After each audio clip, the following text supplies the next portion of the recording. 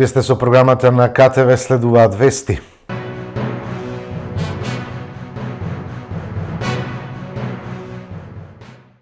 Екипа на територијалната противпожарна единица Кавадарци беше вклучена во извлекување на безживотно тело на кавадарчанец кој доживеал несреќа при лов, односно паднал од карпа висока 150 метри. Се интервенираше со 5 мина пожарникари и опрема за работа на височина, тоест алпинистичка опрема.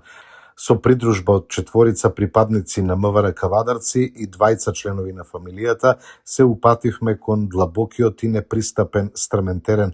За жал, поради тоа што телото на нашиот сограѓанин се наоѓаше на непристапен и непрооден терен, моравме да користиме опрема за алпинизам, да се врземе и обезбедиме меѓу себе да не дојде до дополнителни незгоди. По целодневен напор на сите присутни по екстремно тешкиот терен, на кој буквално спасувачите се движеа низ тесни и клизави карпи, телото успешно извлечено од длабоката бездна и е предадено на органите за безбедност, велат од Кавадаречката противпожарна единица, изразувајќи сочувство до фамилијата.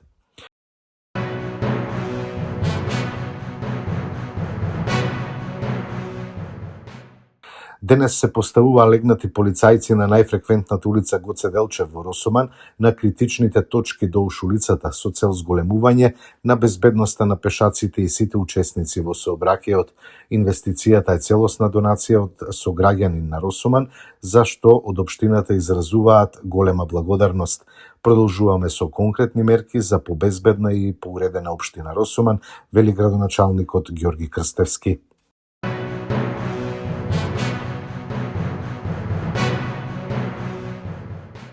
Неквалитетната услуга, промени во условите на претплатничкиот договор, високи сметки и раскинување на договор со наплата на пенали се најчестите причини поради кои граѓаните минатата година побарале од Агенцијата за електронски комуникации да посредува во решавање на спор.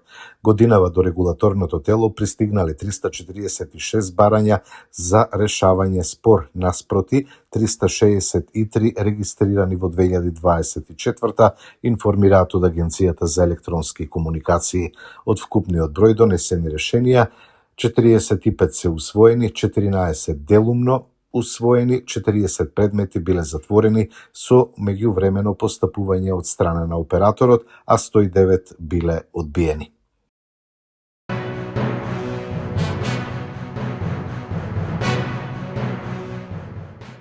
СДСМ обвинува за координирана операција на ВМРО за уривање на партијата од внатре.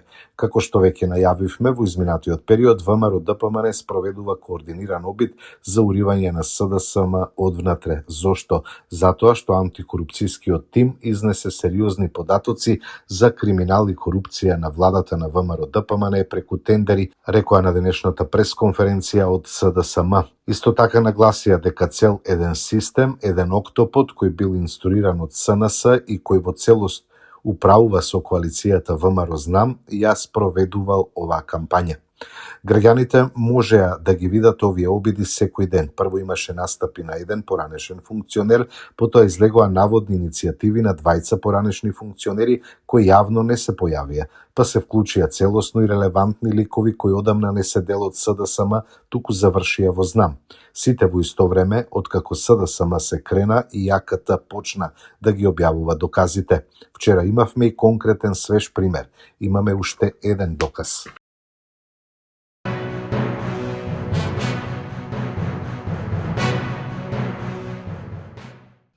Вистинското лице на СДС излегува на површина. Откако 7 години ја испокрадува и уништија државата, економијата и достоинството, отидоа во една од најбогатите држави да градат висококатници, обвинуваат од владеачката партија.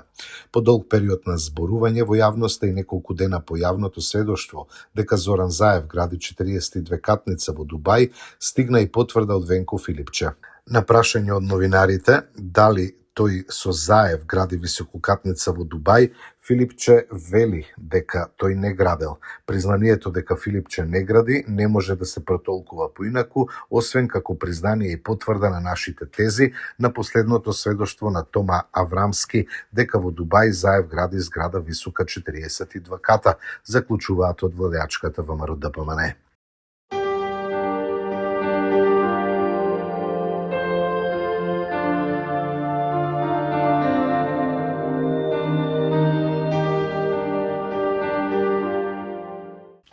Во наредните денови времето ќе биде стабилно и студено со ниски утрински температури кои насекаде ќе бидат негативни и наместа ќе се спуштат до минус 10 степени. Преку ден ќе биде сончево со мала до умерена облачност.